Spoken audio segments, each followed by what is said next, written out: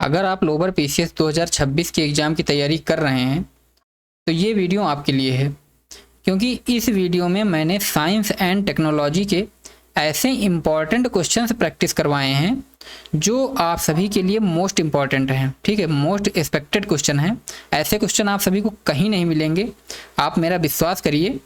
बस 5 मिनट आप इस क्लास को देख लीजिए, 5 मिनट तक आप क्वेश्चन को प्रैक्टिस करिए। अगर आपको लगे कि हाँ एक अच्छा लेवल है, क्योंकि देखिए ये एग्ज़ाम जो है ये पीसीएस लेवल का एग्ज़ाम है, और इसको हल्के में मत लीजिए कि इसमें हल्के क्वेश्चन आएंगे जैसे लेखपाल वगैरह में पूछे गए हैं, उस टाइप से क्वेश्चन नहीं आएंगे। वैसे उसमें भी हार्ड क्वेश्चन पूछे गए थे। तो अब ये सोच लो पीसीएस है तो इसमें कितना हार्ड पूछा जाएगा, तो उससे अंदाज़ा लगा सकते हो।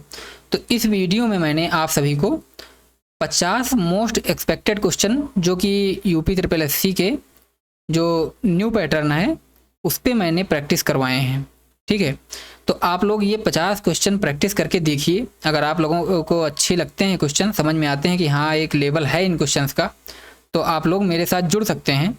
जिसके लिए आप मेरे चैनल को सब्सक्राइब कर लीजिए, जिसका नाम है विवेकानंद कैरियर पाथ। सब्सक्राइब कर लीजिए, यहाँ पर आपको डेली अपडेट्स मिलते रहेंगे। और मैं इससे पहले आप सबको बता दूं कि आपदा प्रबंधन की 2 क्लासेज ली हैं। ठीक है, 2 क्लासेज मैंने ली हैं। अगर आप लोगों ने नहीं देखी है तो जाकर देखिए, बहुत ही अच्छे क्वेश्चन मैंने इसमें प्रैक्टिस करवाए हैं, मोस्ट एक्सपेक्टेड क्वेश्चन हैं। और देख लीजिएगा, मैं 99% ये बात कह सकता हूँ कि उस क्लास से क्वेश्चन फंसेंगे। अगर आप लोग नहीं देखे हैं और बाद में देखेंगे तब आप लोग पछताएंगे कि हाँ मैंने क्यों पहले ये क्लास नहीं कर ली थी। और अभी मैं उसमें चैप्टर वाइज प्रैक्टिस स्टार्ट करवाया हूँ। पहला चैप्टर मैंने करवा दिया है और हर चैप्टर में मैं 100 क्वेश्चन प्रैक्टिस करवाऊँगा।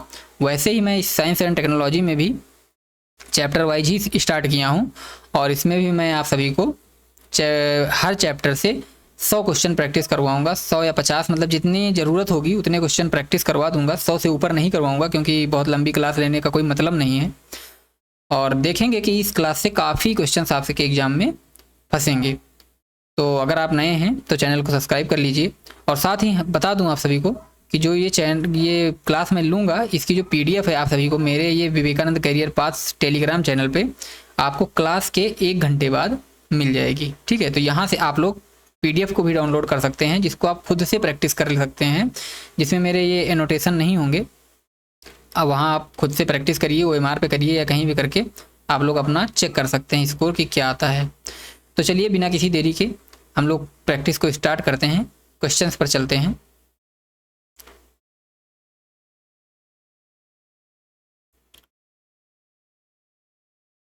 तो देखिए, ये जो चैप्टर मैं प्रैक्टिस करवाने जा रहा हूँ ये विज्ञान एवं प्रौद्योगिकी यानी साइंस एंड टेक्नोलॉजी का पहला चैप्टर है। सिलेबस के अनुसार भारत में विज्ञान एवं प्रौद्योगिकी का विकास। ठीक, इससे रिलेटेड मैं 50 क्वेश्चन आपको यहाँ पे प्रैक्टिस करवाऊँगा।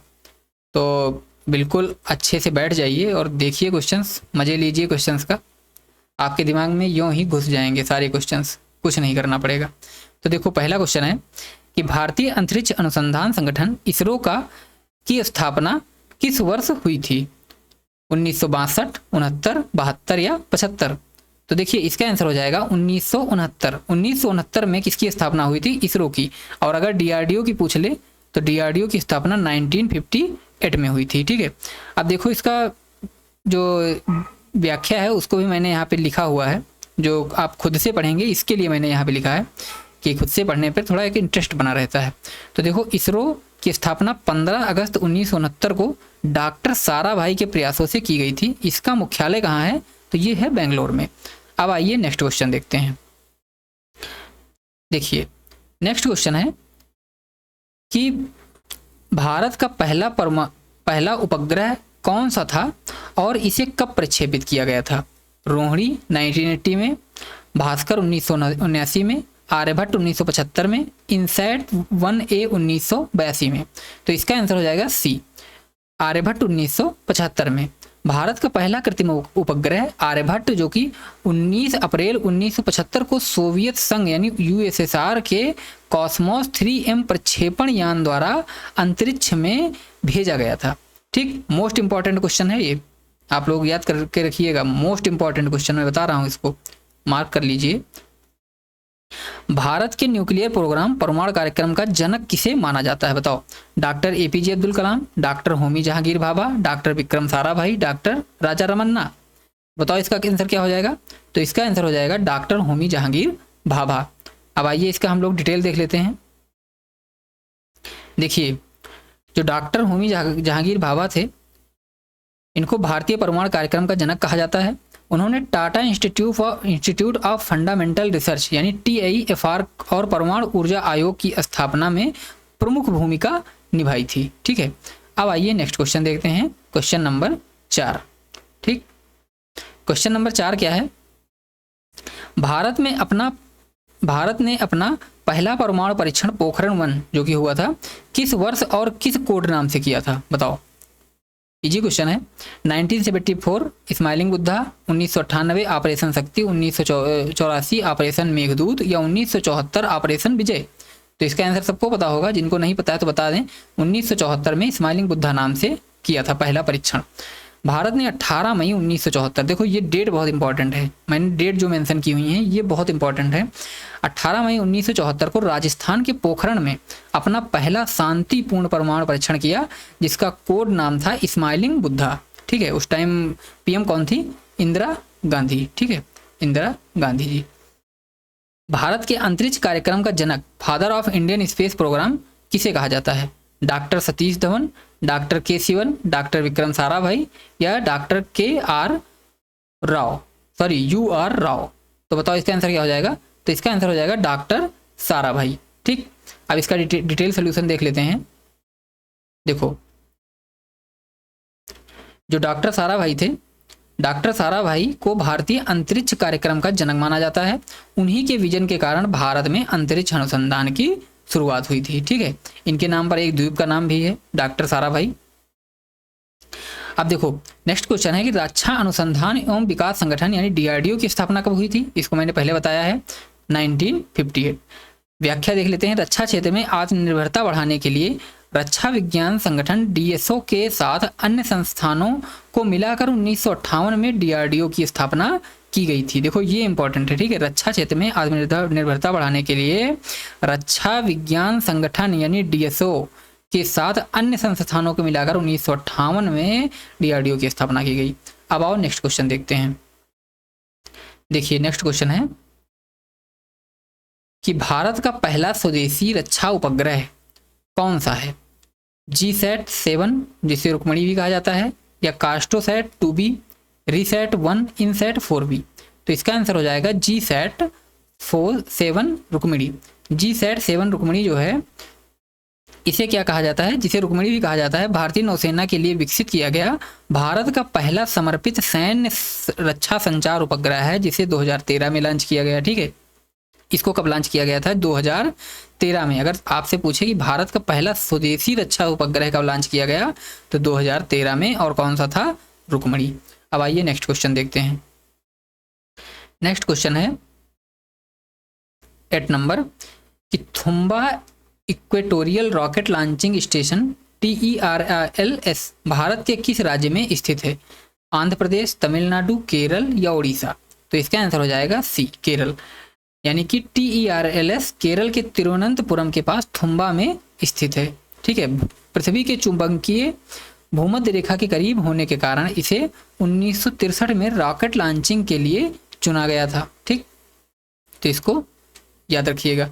सतीश धवन अंतरिक्ष केंद्र जिसे SDSC भारत में कहाँ स्थित है। सतीश धवन अंतरिक्ष केंद्र कहाँ स्थित है, व्हीलर द्वीप पर, श्रीहरिकोटा आंध्र प्रदेश में, महेंद्रगिरी तमिलनाडु में या तिरुवनंतपुरम केरल में। तो इसका आंसर हो जाएगा B, श्रीहरिकोटा आंध्र प्रदेश में। श्रीहरिकोटा आंध्र प्रदेश में स्थित सतीश धवन केंद्र अंतरिक्ष केंद्र भारत का, देखिए डिटेल क्या है,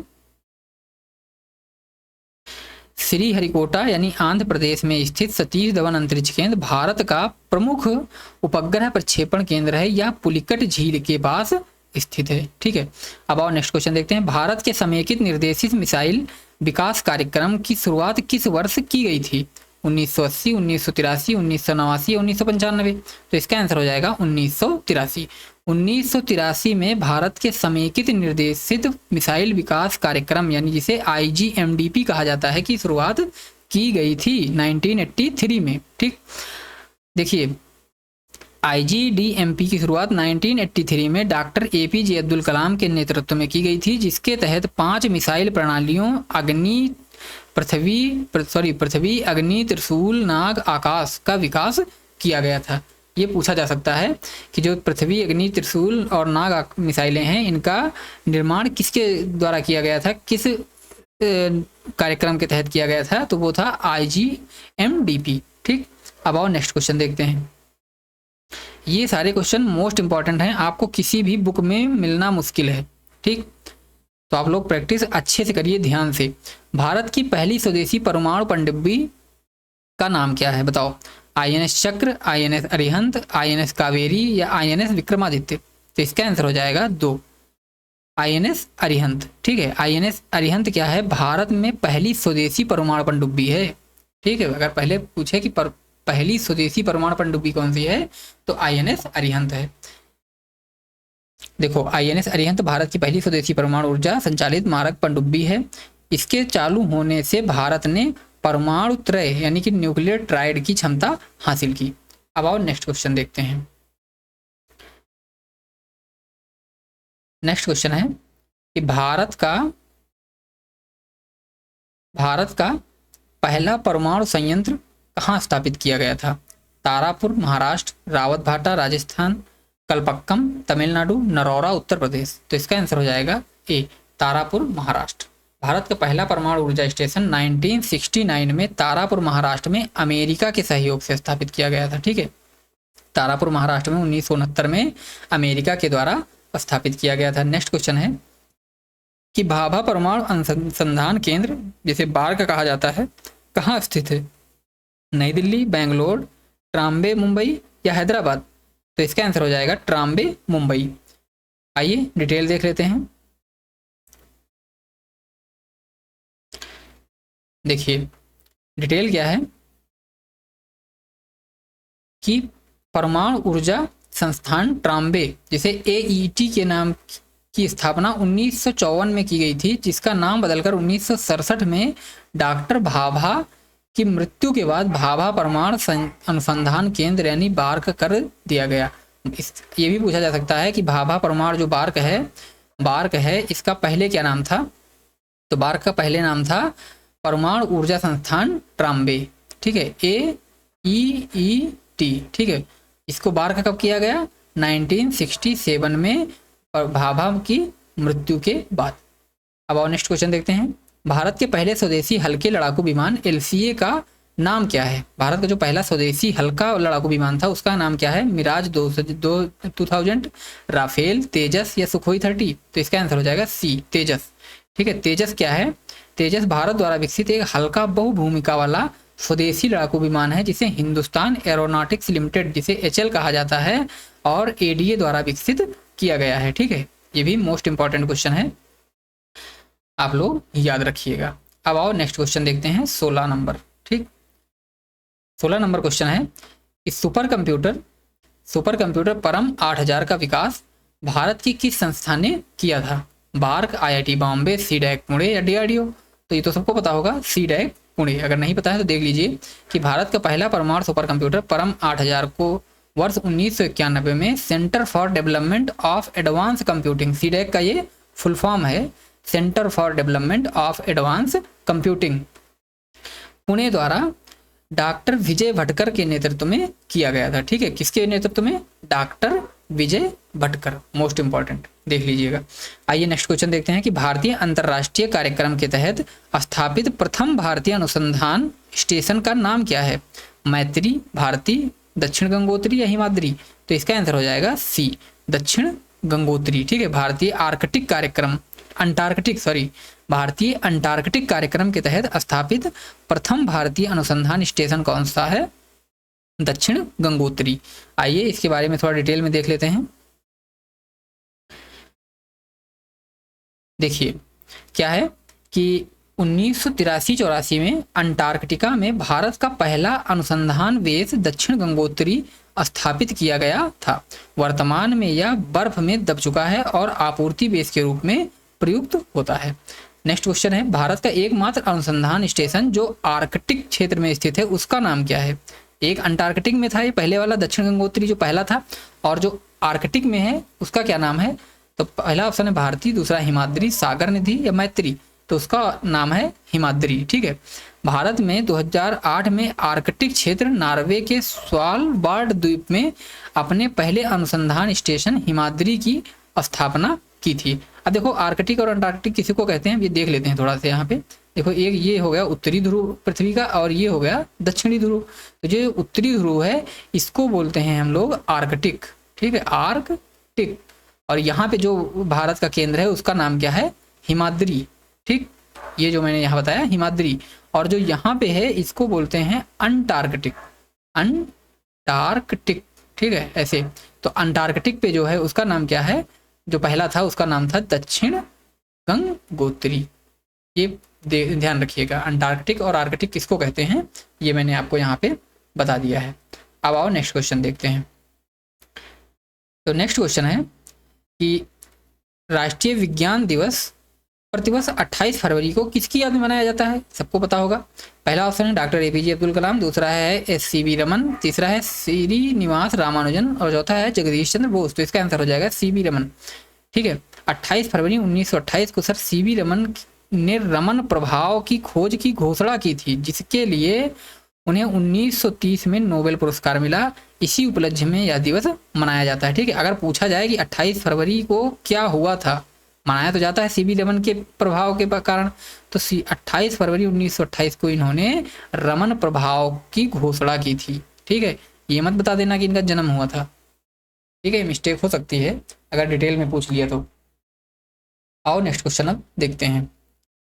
तो नेक्स्ट क्वेश्चन है 20 नंबर क्वेश्चन। क्या है?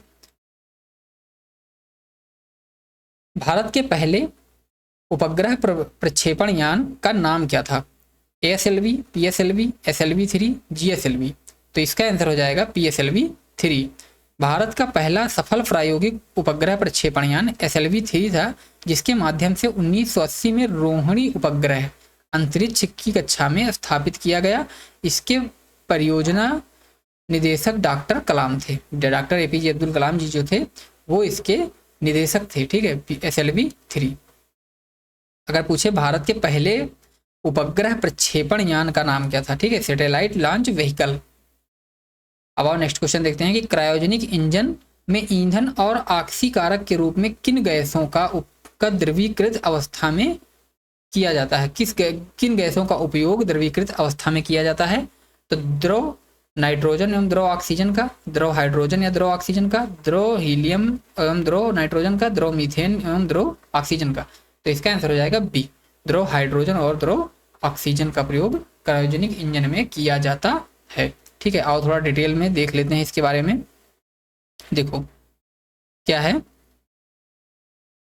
कि क्रायोजेनिक इंजन अत्यधिक कम तापमान पर काम करते हैं, जिससे द्रव हाइड्रोजन -253 डिग्री सेंटीग्रेड को ईंधन के रूप में तथा द्रव ऑक्सीजन -183 डिग्री सेंटीग्रेड को ऑक्सीकारक के रूप में प्रयोग किया जाता है। अब देखो ईंधन के रूप में कौन है? हाइड्रोजन है, और ऑक्सीकारक के रूप में ऑक्सीजन है।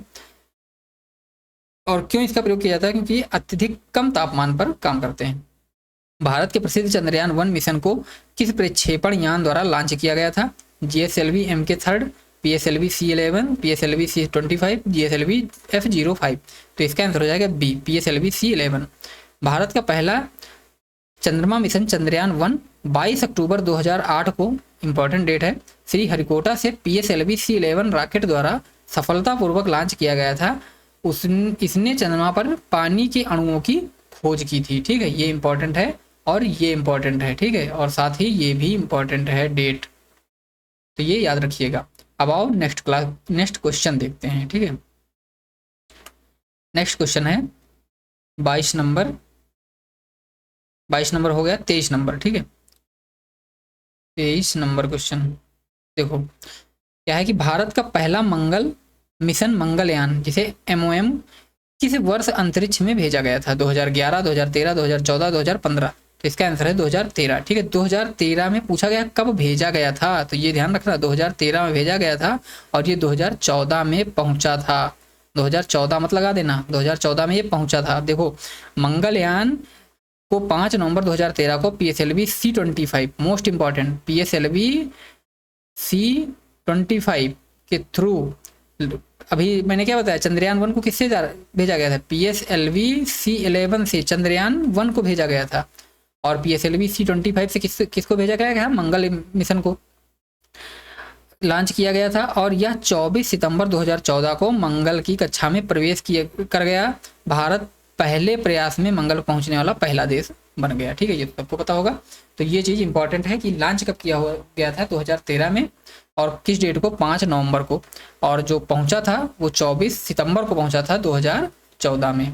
ठीक है, जल्दबाजी में 2014 मत लगा देना अगर लॉन्च पूछे कब किया गया था। अब आओ नेक्स्ट क्वेश्चन देखते हैं। अगर पहुंचने को पूछे तब 2014 लगाना। 24 नंबर क्वेश्चन क्या है कि भारत द्वारा विकसित नाविक क्या है?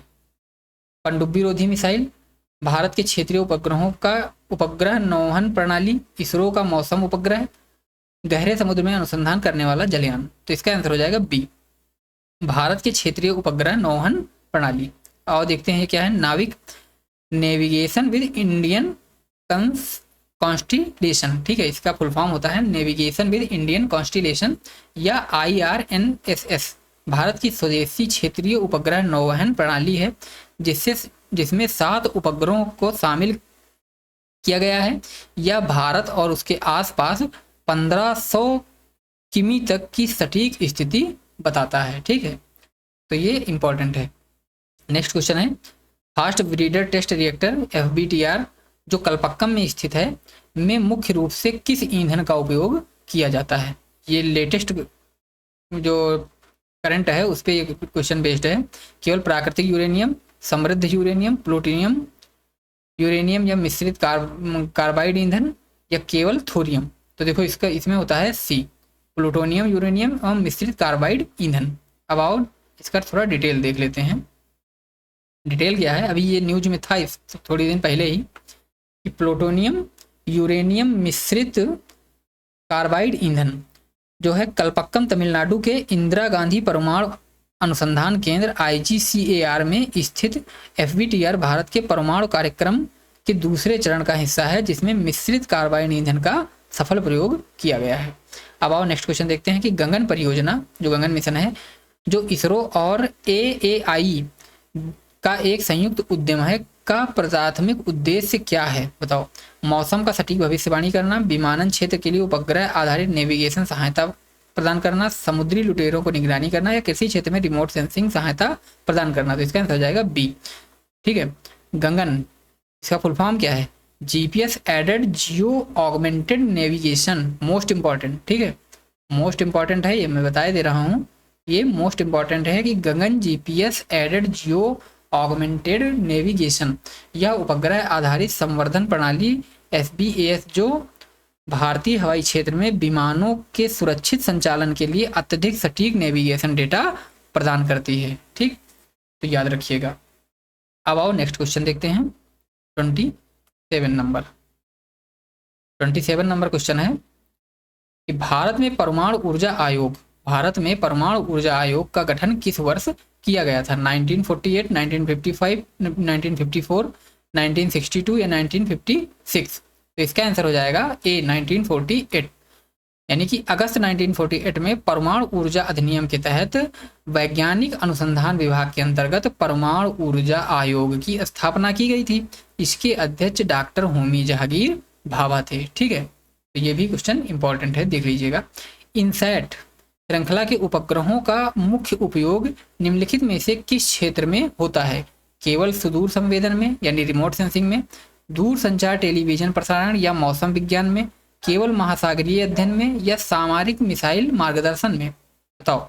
तो इसका आंसर हो जाएगा बी, दूर संचार टेलीविजन प्रसारण और मौसम विज्ञान में किसका प्रयोग होता है? इनसैट का। ठीक, इससे पहले मैंने नाविक का बताया है, अब ये क्यों कौन सा है? इनसैट।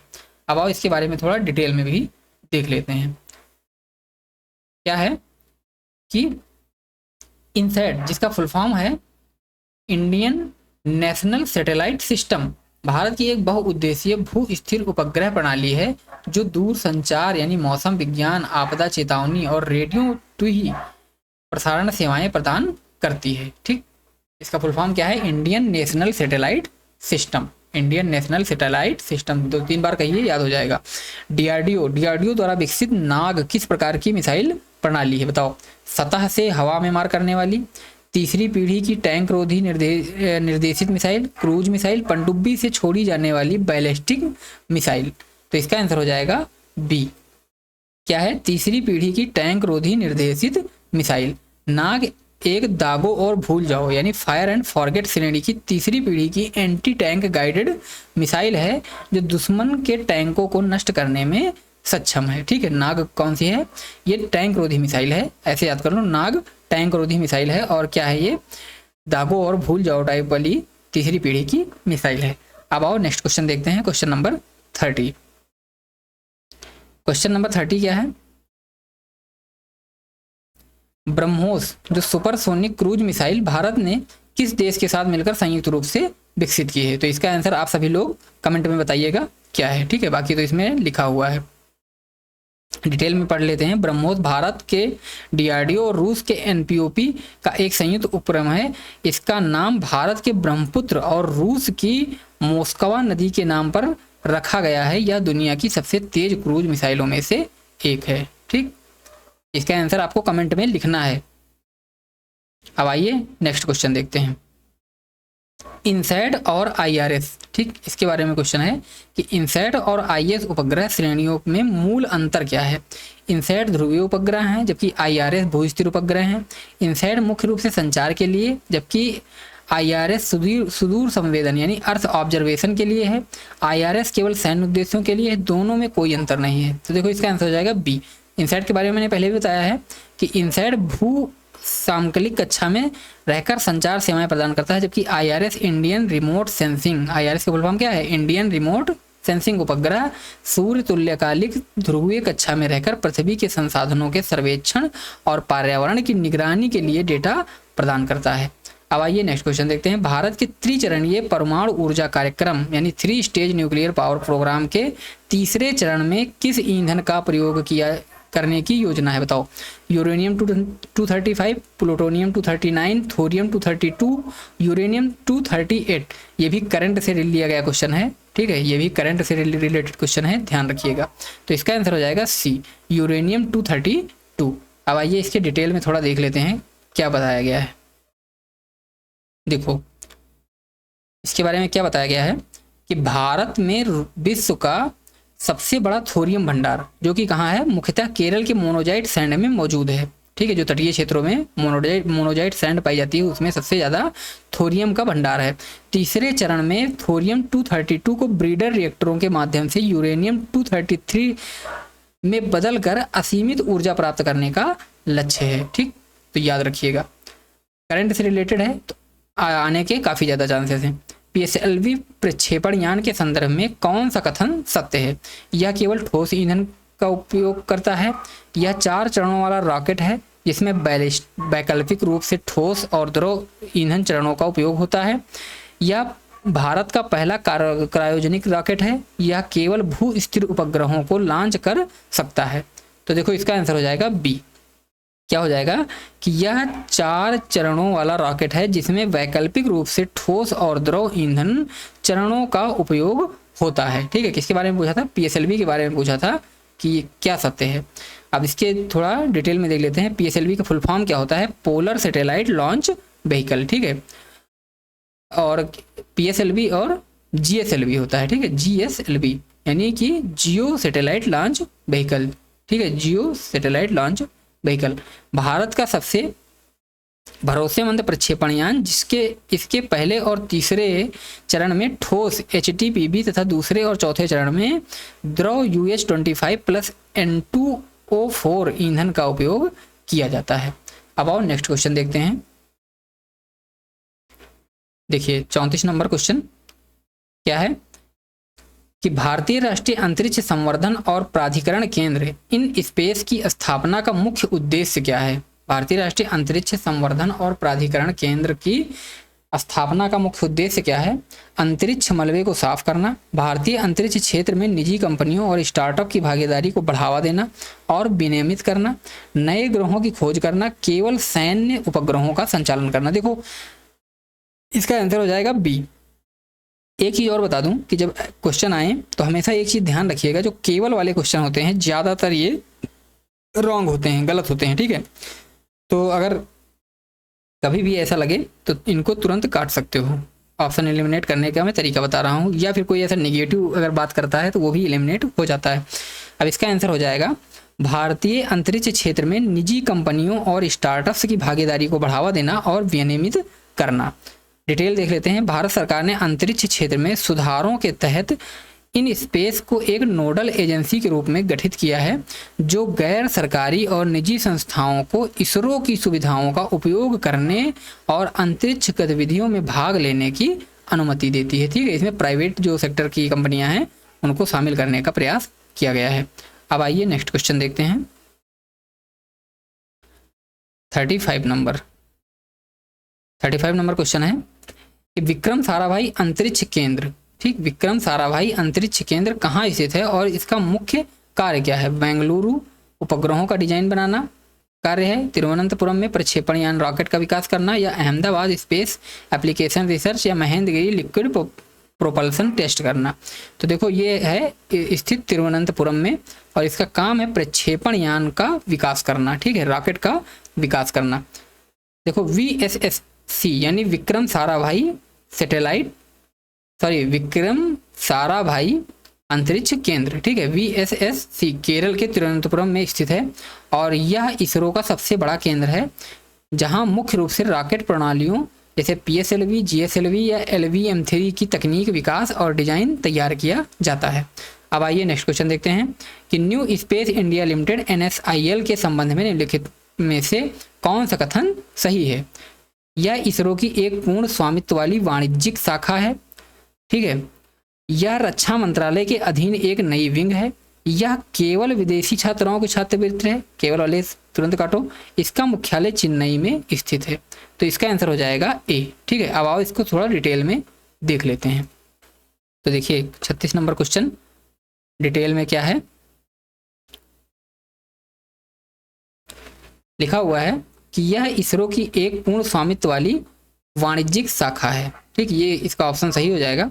और डिटेल क्या है कि NSIL की स्थापना 2019 में अंतरिक्ष विभाग के प्रशासनिक नियंत्रण के तहत की गई थी। इसका मुख्य कार्य भारतीय अंतरिक्ष कार्यक्रमों का वाणिज्यीकरण करना, लॉन्च सेवाओं का विपणन करना और स्वदेशी उद्योगों के माध्यम से रॉकेट का उत्पादन बढ़ाना है, ठीक है। तो ये इसका कार्य है, देख लीजिएगा।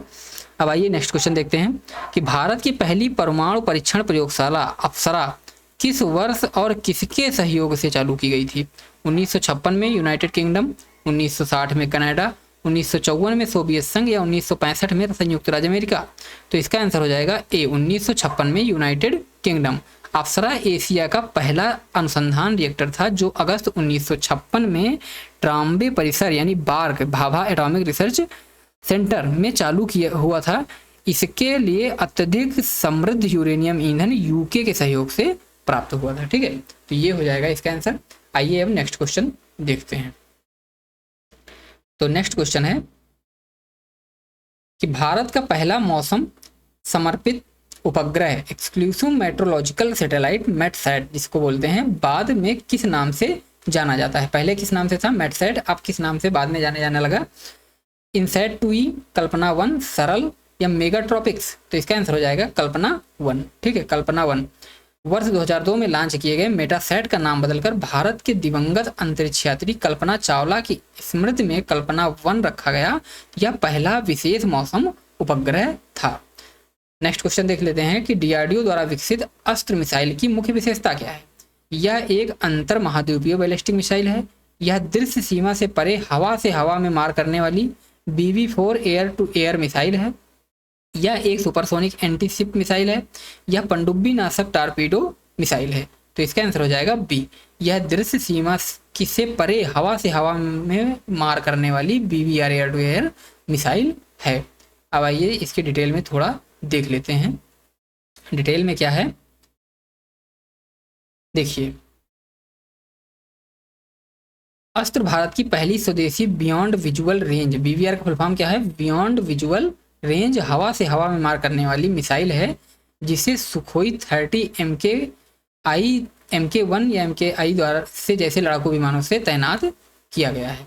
अब आइए नेक्स्ट क्वेश्चन देखते हैं। भारत सरकार द्वारा वर्ष 2020 में शुरू किए गए राष्ट्रीय सुपर कंप्यूटिंग मिशन NSM का संचालन संयुक्त रूप से किन विभागों द्वारा किया जा रहा है? इसरो, DRDO, विज्ञान प्रौद्योगिकी विभाग DST और इलेक्ट्रॉनिक एवं सूचना प्रौद्योगिकी मंत्रालय MEITY, नीति आयोग और IIT दिल्ली, CSIR और गृह मंत्रालय। तो इसका आंसर हो जाएगा बी, DST और MEITY द्वारा। ठीक है, विज्ञान और प्रौद्योगिकी विभाग और इलेक्ट्रॉनिक एवं सूचना प्रौद्योगिकी मंत्रालय द्वारा। थोड़ा डिटेल में देखते हैं कि NSM का उद्देश्य देश में अनुसंधान संस्थानों को सुपर कंप्यूटिंग ग्रिड से जोड़ना है। इसे DST और MEITY द्वारा CDAC और सेकेंड S यानी बेंगलुरु के माध्यम से कार्यान्वित किया जा रहा है। ठीक है, अब आइए नेक्स्ट क्वेश्चन देखते हैं। 10 क्वेश्चन और बचे हैं। पेशेंस को बनाए रखिए और बताइए क्वेश्चन कैसे हैं। बिल्कुल बहुत ही अच्छे क्वेश्चंस हैं। आप लोगों को क्वेश्चन ऐसे मिलना मुश्किल ही है। ठीक है, आप लोग यहाँ से ही प्रैक्टिस करिए। मैं बहुत अच्छे क्वेश्चंस प्रैक्टिस करवाने वाला हूँ सारे टॉपिक्स से रिलेटेड। जितने भी आपको बाहर से क्वेश्चन मिलना मुश्किल होता है, कहीं भी लोग ऐसे ही झुंझुना टाइप के क्वेश्चन लेके आते हैं और आपको लगता है कि मुझे बहुत आने लगा है, फिर पेपर में बैठते हैं तो पता चलता है कुछ नहीं आता है, एक भी क्वेश्चन हिल नहीं रहा है। तो उनके लिए ये सारे क्वेश्चंस हैं। और जिन लोगों ने अगर प्रैक्टिस नहीं की भाई, बाद में पछताएंगे। आप लोग उनको ये वीडियो जरूर दिखाना कि देखो मैं यहाँ से पढ़ के गया था और क्वेश्चन फंसे हैं। देखो, GSLV MK3 जिसे अब LVM-3 कहा जाता है कि अधिकतम पेलोड क्षमता जियो सिंक्रोनस ट्रांसफर ऑर्बिट जिसे GTO के लिए कितनी है? बताओ। लगभग 2000 किलोग्राम, लगभग 4000 किलोग्राम, लगभग 6000 किलोग्राम या लगभग 8000 किलोग्राम? तो इसका आंसर हो जाएगा लगभग 4000 किलोग्राम। LVM-3 भारत की सबसे भारी और शक्तिशाली रॉकेट है। यह GTO यानी भू समकालिक स्थानांतरण कक्षा में 4000 किग्रा तक के भारी संचार उपग्रहों को और निम्न पृथ्वी कक्षा जिसे LEO कहा जाता है में 8000 किग्रा तक के पेलोड को ले जा सकता है। चंद्रयान 3 इसी से लॉन्च हुआ था। ठीक है, चंद्रयान 3 अगर पूछा जाए तो कहाँ से हुआ था? LVM-3 से हुआ था। ठीक है, और 1 कहाँ से हुआ था? अभी मैंने ऊपर बताया है, आप सभी को देख लीजिएगा। परमाणु ऊर्जा विभाग department of atomic energy DAE सीधे किसके प्रशासनिक नियंत्रण में कार्य करता है? बताओ इसका आंसर। आप लोगों ने सच बताना कि ऐसे क्वेश्चन पहले पढ़े थे या नहीं पढ़े थे, कहीं से प्रैक्टिस किए हैं कि नहीं किए हैं। क्या है क्वेश्चन कि परमाणु ऊर्जा विभाग डिपार्टमेंट ऑफ एटॉमिक एनर्जी सीधे किसके प्रशासनिक नियंत्रण में कार्य करता है? बताओ। केंद्रीय रक्षा मंत्रालय, केंद्रीय विज्ञान एवं प्रौद्योगिकी मंत्री, भारत के प्रधानमंत्री या भारत के राष्ट्रपति? तो इसका आंसर हो जाएगा सी, भारत के प्रधानमंत्री। परमाणु से संबंधित बात है तो ये किससे होगा? प्रधानमंत्री से रिलेटेड होगा। तो भारत के प्रधानमंत्री। परमाणु ऊर्जा DAE की स्थापना 1954 में हुई थी। राजनीतिक महत्व के कारण यह सीधे प्रधानमंत्री कार्यालय यानी PMO के तहत कार्य करता है, ना कि किसी अन्य कैबिनेट मंत्रालय के तहत। ठीक, बहुत इंपॉर्टेंट है। वैज्ञानिक और औद्योगिक अनुसंधान CSIR के अध्यक्ष प्रेसिडेंट कौन होते हैं? बताओ इसका आंसर क्या होगा? भारत के राष्ट्रपति, भारत के प्रधानमंत्री, केंद्रीय विज्ञान एवं प्रौद्योगिकी मंत्री या फिर भारत के मुख्य वैज्ञानिक सलाहकार? बताओ इसका आंसर क्या हो जाएगा? देखो इसका आंसर हो जाएगा भारत के प्रधानमंत्री। ठीक, भारत के प्रधानमंत्री। CSIR भारत का सबसे बड़ा अनुसंधान और विकास संगठन है जिसकी स्थापना 1942 में हुई थी। पदेन रूप से भारत के प्रधानमंत्री ही इसके अध्यक्ष होते हैं। CSIR जो है इसका अध्यक्ष कौन होता है? CSIR जो है इसका PM इसके अध्यक्ष होते हैं। दिमाग में बिठा लो बिल्कुल। अब आओ नेक्स्ट क्वेश्चन देखते हैं। 44 नंबर क्वेश्चन क्या है? वर्ष 1998 में, एक सेकंड पेन सेलेक्ट कर लेते हैं। वर्ष 1998 में किए गए पोखरण सेकेंड परमाणु परीक्षण, अभी मैंने क्या पढ़ा है? पोखरण फर्स्ट का नाम क्या था?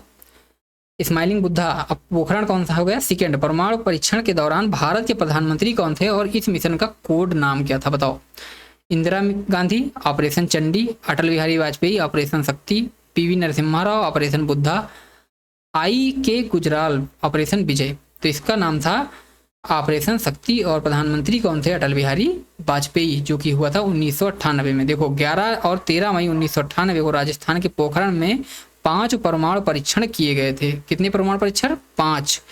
उस समय प्रधानमंत्री अटल बिहारी वाजपेयी थे। इसी ऐतिहासिक मिशन का कोड नाम ऑपरेशन शक्ति था। ठीक, मोस्ट इंपॉर्टेंट। अब देखो नेक्स्ट क्वेश्चन क्या है कि भारत का स्वदेशी लड़ाकू tank Arjun, main battle tank जिसे अर्जुन कहा जाता है, किसके द्वारा विकसित किया गया है? हिंदुस्तान एरोनॉटिक्स लिमिटेड, HL जिसको कहा जाता है किम combat vehicle research and development establishment यानी CBRDE या DRDO, Bharat electronics limited, BEL, Mazagon dock ship builders. तो देखो इसका आंसर हो जाएगा B, combat vehicle research and development establishment. ठीक है, अब इसके बारे में थोड़ा डिटेल में भी देख लेते हैं, डिटेल में भी देखकर जरूर जाइएगा। ठीक है, और ये सारी जितने PDF हैं ये सेव करके रखिएगा, एग्जाम के टाइम में रिवीजन में बहुत ज़्यादा काम आएंगे, बहुत फास्ट रिवीजन होगा। अब देखिए इनको सेलेक्ट कर लेते हैं कि combat vehicle research and development establishment ने इसका निर्माण किया। अर्जुन MBT भारतीय नौसेना के लिए DRDO की प्रयोगशाला में CBRD चेन्नई द्वारा विकसित तीसरी पीढ़ी का मुख्य युद्धक टैंक है, जिसे स्वदेशी कंचन कवच उपयोग किया जाता है। ठीक है, इसमें क्या है? कंचन कवच का प्रयोग किया जाता है अर्जुन टैंक में। लिक्विड प्रोपल्सन सिस्टम जिसे LPSC कहा जाता है, जो इसरो के रॉकेटों के लिए तरल ईंधन इंजनों का विकास करता है, कहाँ स्थित है? बताओ। लिक्विड प्रोपल्सन सिस्टम्स सेंटर कहाँ स्थित है? बेंगलुरु हासन, वलियामाला तिरुवनंतपुरम और महेंद्रगिरी तमिलनाडु, श्रीहरिकोटा नेल्लोर, देहरादून चंडीगढ़। तो इसका आंसर हो जाएगा बी, वलियामाला तिरुवनंतपुरम और महेंद्रगिरी के तमिलनाडु में। डिटेल क्या है? LPSC यानी तरल प्रणोदन लिक्विड प्रोपल्सन प्रणालियों के विकास का मुख्य केंद्र है। यह वलियामाला केरल और महेंद्रगिरी तमिलनाडु में स्थित है, जहां विकास इंजन और क्रायोजेनिक इंजनों का परीक्षण निर्माण होता है। ठीक, अब आओ नेक्स्ट क्वेश्चन देखते हैं। आप लोगों को क्लास कैसी लग रही है कमेंट में ज़रूर बताइएगा, और नेक्स्ट क्लास में हम क्या इम्प्रूवमेंट करें ये भी जरूर बताइएगा। प्रोजेक्ट 75 का संबंध भारतीय नौसेना के किस सैन्य उपकरण के निर्माण से है? स्वदेशी विमान वाहक पोत से, कलवरी श्रेणी डीजल इलेक्ट्रॉनिक हमलावर पनडुब्बियों से, स्टील्थ गाइडेड मिसाइल डिस्ट्रॉयर से, या मानव रहित लड़ाकू ड्रोन से। तो इसका आंसर हो जाएगा बी, कलवरी श्रेणी की डीजल इलेक्ट्रॉनिक हमलावर पनडुब्बियों से है। देखो प्रोजेक्ट 75 के तहत फ्रांसीसी सहयोग से स्कॉर्पियन डिजाइन से मंझगांव डॉकयार्ड में 6 आधुनिक डीजल इलेक्ट्रिक पनडुब्बियों जैसे कलवरी, खांदेरी, करंज, वेला, वागीर और वागसीर का स्वदेशी निर्माण किया गया है। ठीक है, इसमें देखो इंपॉर्टेंट क्या है, पहली चीज तो इंपॉर्टेंट है किसकी सहायता से? तो फ्रांस की सहायता से। कौन सी डिजाइन? Scorpion design. ठीक है, कहाँ पर? मंझगांव डॉकयार्ड। ठीक है, और कितने आधुनिक डीजल इलेक्ट्रिक पनडुब्बियां? 6। और कौन कौन सी? कलवरी, खांदेरी, करंज, वेला, वागीर और वागसीर। अब आइए नेक्स्ट क्वेश्चन देखते हैं। भारत के गगनयान मिशन का मुख्य उद्देश्य क्या है? शुक्र ग्रह पर एक रोवर भेजना, भारतीय अंतरिक्ष यात्रियों को पृथ्वी के निचली कक्षा यानी इलियो में भेजना और सुरक्षित वापस लाना, सूर्य के कोरोना का अध्ययन करना, या अस्थायी चंद्र बेस स्थापित करना। तो देखो इसका आंसर हो जाएगा बी, भारतीय अंतरिक्ष यात्रियों को पृथ्वी की निचली कक्षा में भेजना और सुरक्षित वापस लाना इसका आंसर हो जाएगा। अब आइए थोड़ा डिटेल में भी पढ़ लेते हैं। अब देखिए इसका डिटेल क्या है कि गगनयान इसरो का पहला मानव युक्त अंतरिक्ष मिशन है, मानव युक्त जिसमें मानव भी जाएंगे, जिसके तहत 3 सदस्यीय चालक दल को 3 से 7 दिनों के लिए अंतरिक्ष यानी 400 किलोमीटर की कक्षा में भेजा जाएगा और उन्हें सुरक्षित भारतीय समुद्री जल में लैंड कराया जाएगा। नेक्स्ट क्वेश्चन क्या है कि भारत के पहले सूर्य मिशन का नाम क्या है और इसे किस कक्षा में स्थापित किया गया है? बताओ। सूर्य 1 सौर कक्षा में, आदित्य 11 लैंग्रेजियन बिंदु 1 कक्षा में, भास्कर 3 ध्रुवीय कक्षा में, हेलियोस ए भू समकालिक कक्षा में। तो देखो इसका आंसर हो जाएगा बी, मोस्ट इंपॉर्टेंट क्वेश्चन है, ये पूछा भी गया है क्या है इसका, आदित्य एनुअल लैंग्वेजियन .1 की कक्षा में इसको स्थापित किया गया है। अब देखो डिटेल क्या है कि आदित्य L1 भारत का पहला वैज्ञानिक सौर मिशन है जिसे 2 सितंबर 2023 को PSLV C57 मोस्ट इंपॉर्टेंट है किसके द्वारा, PSLV C57 द्वारा लॉन्च किया गया था। इसे पृथ्वी से लगभग 15 लाख किमी दूर स्थित लैंग्रेज बिंदु जिसे L1 के चारों ओर एक प्रभाव मंडल कक्षा जिसे हेलो ऑर्बिट में स्थापित किया गया है, जहां से बिना किसी ग्रहण के सूर्य का निरंतर अध्ययन संभव है। ठीक है, तो ये आज का 49 नंबर क्वेश्चन था जिसका आंसर है आदित्य L1 और कौन सा पॉइंट, लैंग्रेज .1 पे। ऐसे इतना याद कर लो, काम हो जाएगा। अब आओ नेक्स्ट क्वेश्चन देखते हैं और आज का लास्ट क्वेश्चन आज का क्या है, इसका आंसर आप सभी लोग देंगे या मैं ही बता दूं। देखिए क्वेश्चन पहले पढ़ते हैं। राष्ट्रीय नवाचार प्रतिष्ठान भारत सरकार के किस विभाग के तहत एक स्वायत्त निकाय है? जैव प्रौद्योगिकी विभाग DBT, विज्ञान और प्रौद्योगिकी विभाग DST, अंतरिक्ष विभाग DOS या वैज्ञानिक और औद्योगिक अनुसंधान विभाग DSIR। तो इसका आंसर आप सभी लोग कमेंट में लिखिएगा जरूर। ठीक है, और क्लास कैसी लगी जरूर बताइएगा, और नेक्स्ट टॉपिक मैं कौन सा लेके आऊँ ये भी ज़रूर बताइएगा। और ये जो मेरे द्वारा क्वेश्चंस तैयार किए गए हैं इनका लेवल कैसा है आप लोग ये भी ज़रूर बताइएगा। और अगर अभी तक आप लोगों ने चैनल को सब्सक्राइब नहीं किया है तो सब्सक्राइब कर लीजिए, ठीक है, जिससे मेरी आने वाली सभी वीडियो आप तक टाइम पर पहुंचती रहें। और साथ ही आप सभी को बता दूं कि मैं इस टाइम वोकैब की क्लास ले रहा हूं जिसमें मैं नेमोनिक्स की सहायता से वोकैब को कैसे याद किया जाए, लंबे समय तक कैसे याद रहें, इसकी मैं ट्रिक बताता हूं। तो अगर आप लोग देखना चाहते हैं तो चैनल की प्लेलिस्ट में जाकर आप लोग देख सकते हैं। बहुत ही अच्छे तरीके से मैंने पढ़ाया है। 100 टॉप जो सिनोनिम्स एंटोनिम्स थी SSC में पूछी गई हैं वो मैंने अब तक करवा दिया है। आज उसकी लास्ट क्लास थी 8th नंबर क्लास, तो वो भी मैंने करवा दी है। अब मैं नेक्स्ट टॉपिक स्टार्ट करूँगा तो उसको मैं आपको बताऊँगा कौन सा टॉपिक होगा। और तो अगर आप लोग SSC CGL या बैंक या किसी ऐसे एग्ज़ाम की तैयारी करते हैं जिसमें इंग्लिश पूछी जाती है, वोकैब आती है, तो आप लोग इसको पढ़ सकते हैं, देख सकते हैं। और साथ ही मैं UP रोवर PCS के लिए तो मैं प्रैक्टिस यहाँ पे क्वेश्चंस के अच्छे क्वेश्चंस प्रैक्टिस करवा ही रहा हूँ। अब मैं सोच रहा हूँ कंप्यूटर के भी क्वेश्चंस लेके आऊँगा, और साथ ही अपनी ये जो मैनेजमेंट डिजास्टर मैनेजमेंट है इसके, और ये साइंस ऑन ट्रिक के, ये दो तो अपना चल ही रहे हैं, और साथ ही कंप्यूटर भी लेके आऊँगा। ठीक है, बाकी देखो ये 3 टॉपिक ऐसे हैं जिसके क्वेश्चंस अच्छे लेवल के नहीं मिलते हैं, फिर वहाँ पे एग्जाम में जाके दिक्कतें बहुत ज़्यादा होती हैं कि यार ये क्वेश्चन आ कहाँ से गया, मैंने आज तक पढ़ा ही नहीं। तो मैं इन 3 टॉपिक्स को लेके चल रहा हूँ, और बाकी जो है वो तो आप लोग पढ़ ही लेंगे कहीं ना कहीं से सब लोग। अगर दिक्कत होती है तो बताइएगा, उसके भी क्वेश्चंस मैं अच्छे लेवल के प्रैक्टिस करवा दूंगा। ठीक है, तो आज के लिए इतना ही रखते हैं, फिर मिलते हैं आपको नेक्स्ट वीडियो में। तब तक के लिए जय हिंद, जय भारत।